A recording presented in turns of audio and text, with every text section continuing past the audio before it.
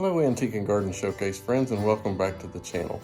Today I think I'm just going to take you around on a little tour of some of the recent purchases that I've picked up and kind of show you where those are in place now and how those turned out after the finished product of cleaning up and kind of restoring a little bit and making things look a little better, and just some things that I picked up that you may not have seen in videos. So here we go.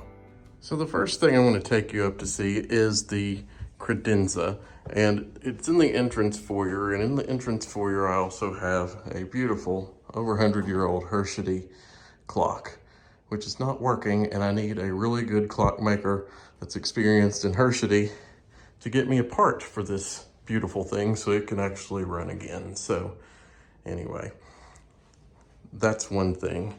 But the next thing in the foyer is the Moonshine Sansevieria. This was an old planter that we've had for many years. I decided to just shine it up. I used a plastic liner inside.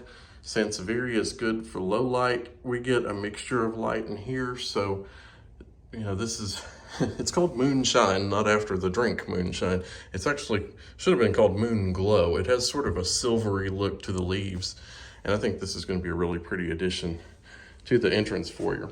Now, a lot of my new projects have ended up here, and I don't know why, but it's just, I guess, a great place to showcase those. But here is the credenza that I picked up at auction. And the really strange story about this credenza was my uncle actually sold this piece as an antique dealer in 1994. It's one that has a carved eagle on top, pretty leaves, a lot of kind of burling detail to it, mirrors on all sides. This eagle was actually an auction find earlier in the year. It's the Great American Eagle by Gilroy Roberts. It has documentation with it, and that's a beautiful bronze piece. This piece is one that belonged to the same uncle that originally sold this credenza. And this piece we believe to have been a hood ornament on an old vehicle of some kind. Not sure, but he actually took that piece. He found it at a sale, and he mounted it to a stone piece and put the felt on the bottom there. And I just use it as a really pretty sculpture. I think it looks good with the bronze piece there as well. This lamp, it's a modern piece. It's actually resin, not bronze or anything. I just picked that up at an auction last year as well, and I thought, well, that looks great. There's a complimentary animal piece. And last but not least, I got this really neat peperomia plant, if I can talk today. And it's called Jenny is the name. It's got a nice variegated leaf to it and really neat color. It is a low light loving plant as well. And this container I picked up at our local Ollie's discount bargain store. They get a lot of pottery from Vietnam. And if you are familiar with aqua pots and all of those kind of things, all that pottery is made in Vietnam, and they're noted for really great garden pottery. So I always watch there for neat little pots, and I've had this forever and didn't know what to do with it. And of course, then the opportunity came for this really pretty houseplant. And on top of that, this was also a find. It's a brass stand that could be used for casseroles. Typically, it adjusts out. It actually adjusts long ways, and it has lots of different ways you can adjust it, but you can also put it, you know, like round saucers in it. So this keeps it up off the marble, and I put little felt feet underneath each one of these to protect the marble surface.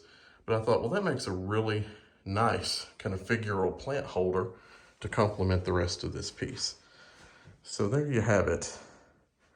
That's some of the new pieces that I picked up. Now, a lot of you are like, oh, I wonder what that clock sounds like. Well, it's kind of messed up, but it does have a very beautiful chime to it. So, and it skips the 15. That's what I need worked on. But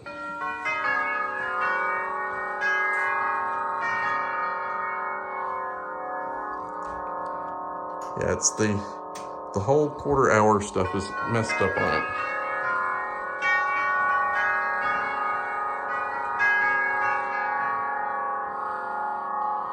But can you imagine if that was running? Oh my gosh, I love it. Love to hear it chime. The tubular bells in this clock were actually tuned by students of the Cincinnati Conservatory of Music, where this clock was built in Cincinnati in the 1920s. One of the other pieces that I worked on earlier this year that I told you about but never really got to show you was the shark fin Sansevieria I picked up at Wilson's Nursery over in Lexington too. This particular container that it sits in is called a 1000 flowers, and it's a neat technique. It's Japanese. The base is gold, so you can see it's gold, and then these are painted flowers over gold, and it makes the colors that much more vibrant. And of course, with all the flowers stacked close together, that's why they call it 1000 flowers. So I picked that up at an auction a year or two ago, and it was just sitting here. I put it on a little oriental stand, and it just needed color. And I'd seen the shark fin Sansevierias. I thought those are really neat. I'd like to have one. I thought that'd be the perfect kind of short and thick plant for this particular container. So I did use a clay pot that fit down in here that I can lift out and water. I never pot directly into these antique containers. I don't want to take a chance on ruining them in any way. So I did pot this into a clay pot. I can take that out, easily water it, let it drain, and then put it back in here. These only have to be watered about every 10 days. Over here, I have an old table, and I have the top of it filled with my orchids that are usually out in the patio room in the summertime.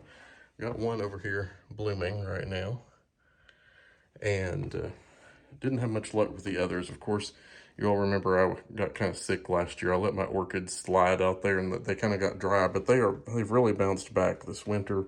They're looking great, and I'm going to take care of these and add a few others for the upcoming season. Another Sansevieria here. This is one of the tubular ones, and it'll just get longer, thicker, round tubes there. I just happened to pick it up one day. I thought I wouldn't find the shark fin down here, and ended up finding both on the same day. So you know how it goes. Things come in twos a lot of times. So talking about planters and things, I'm down here on the area where I used to prepare a lot of items for the booth. It's our downstairs snack bar area. And I picked this container up. This was actually the mother of the auctioneer that I work for. He had her estate, and I thought this kind of mid-century container was really pretty. I'm getting ready to wash this out and clean. It was in pretty decent shape. It wasn't very dirty, didn't have any staining or whatsoever on it, just needs a good wash.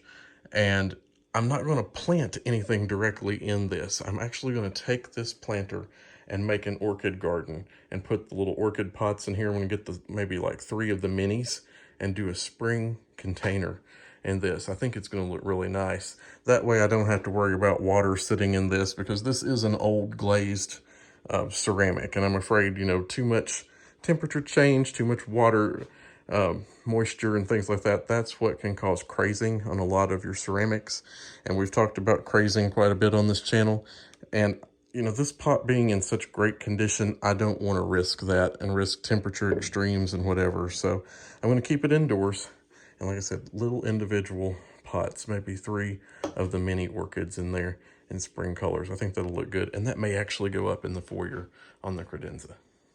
So now let's take a little trip out onto the patio room. This is the garden room, and to put it in proximity, the garden is right outside the windows there, the kitchen garden area that you all have seen on the channel. And what I've got going on in here is the fall planting project that I do every year, where I get the half-off bulbs, usually at a local discount store or at the local hardware store. And I purchased a bunch of tulips and hyacinth this year. And I think the hyacinth are here. That looks like hyacinth to me. In fact, it's been so long since I did these, I don't really remember, but I think I've got hyacinth in these. These are going to go by the front door and those big urns up front. And this may be a mixture. I can't remember. I know there's tulips in there. That's very obvious that there are tulips in here, but I'm going to have to go back and look and see what I actually did plant in these. It's going to be a surprise, and I may just let it be a surprise because, you know, springtime's rolling upon us here pretty quick, and these are going to be some really pretty urn liners for out front this year. So I'm getting into garden mode now and starting to think about it. And end of February, 1st of March is our best time to get things going. I did finally get my flower seed order. It came in literally about 2 days after the last video. And I went ahead and bought the Geranium Bullseye Mix seeds. I went ahead and bought them. I think it's 100 seeds in here. So these are going to do the driveway island. I'll get these planted up pretty soon and put on heat mats. And then I went ahead and bought the Reach Out Mix. There's only 10 seeds in there, but these germinate well. I've done these before. Reach Out series is an ivy geranium. So I'm not sure where I'm going to use these. Sometimes I put them in hanging baskets, sometimes in the urns on the porch. They like a little bit of shade. So yeah, I've only got 10, so I'll find some nice homes for those and try those out. But I've got to get the garden light center all cleaned out here in the garage. I'll take you there and show you that next. So the garden shelf in the garage is quite a bit of a mess right now. It's still got all the caladiums and things on it from the fall. I've left all the dirt on there and everything. I've not had a chance to clean them off or do anything with them. So at this point, what I'm going to do is I'm going to take those off the shelf, clean them off, and pot them at the same time. It's going to be a one-step process when I go do this. So let's go take a look at that shelf. About 2 years ago, we got rid of a farm, and we had a farmhouse there that had a full unfinished basement, and I had about 4 of these shelf setups here where I had lights. These are just regular shop lights with sun-grow bulbs in them, and I would start my own plants for both the farm and for here at the house. And after the move and whatever, I just narrowed it down to 1 shelf. Good or bad, that's about all I have room for. But it gets packed. It gets packed with all the garden stuff down here. I've got the Mole Max, which I really need to use in the yard really bad right now. I've got moles and gophers and all sorts of things going on after I reseeded the lawn the other day. And I keep tools, and then I've got some of the cannas are over here. These are all different color caladiums. This is a set of caladiums. Each one of these tags is a different set of caladium. Some of these are the proven winners. Some of these are the shade-loving. Some of these are the sun-loving. But every one of these drying trays is full of caladiums. Now this year, honestly, I don't know if I'm going to use this many or not. We've got so many. But at the same time, I like to keep them going because they kind of regenerate each year. So, you know, these are still in the clumps that they come out of, and that's actually good. That keeps the moisture on them. It keeps them from drying out too much, and it does get dry in this garage over the winter season. But very soon I'm going to take this apart. Underneath here you can see I do have a heat mat. This is one of the thermostatically controlled ones. There's the thermostat, and it has a temperature probe that actually goes down in, if I can find it. Yeah, it has a temperature probe right there.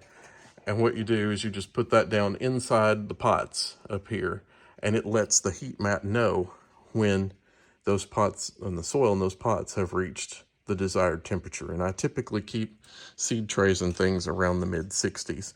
This garage is not heated, and that really doesn't matter. It stays about 55 in here most of the winter. With this little boost from the heat mat, it's perfect for seed growing conditions. And if it does happen to get down to like the teens or, you know, the single digits, we put supplemental heat out here. So anyway, you can see I've got a lot of pots up there ready to go. These are all pots for caladiums. These will be for geraniums. I've got another small grow light up there. So a lot of this stuff's going to come down. All these will get cleaned off, and then pretty soon seed starting area will be ready to go. So as you can see, there are a lot of projects waiting in the wings to be done around here, and that's just tip of the iceberg. I was outside in the yard the other day for the first time and walked the entire yard, and I'm like, oh my goodness, I need tree trimmers. I need to take certain things out. I need to get some fill dirt in certain spots. I need to get some mulching done here. I need to get some weeding done there. I'm sitting here thinking, I need a team of about 10 to come in here to get some of these things done this spring. But anyway, it will get done little at a time as I can work it out. And like I said, last year was an eye-opening thing, and I'm making some life-changing decisions this year to help free me up some, but keep me occupied doing the things I love. So it's been a great start to 2024, and I hope it continues to be so for myself and for you. And thank you for watching Antique and Garden Showcase. If you have not subscribed to the channel, love to have you here. Hit the subscribe button. It's free. You just have to sign up. And then if you hit the little bell over there at the side, you'll get notified every time I put a video out. And the learning channel is going to be a top priority. So I'll be glad to see you back here in future videos. Have a good one. Bye.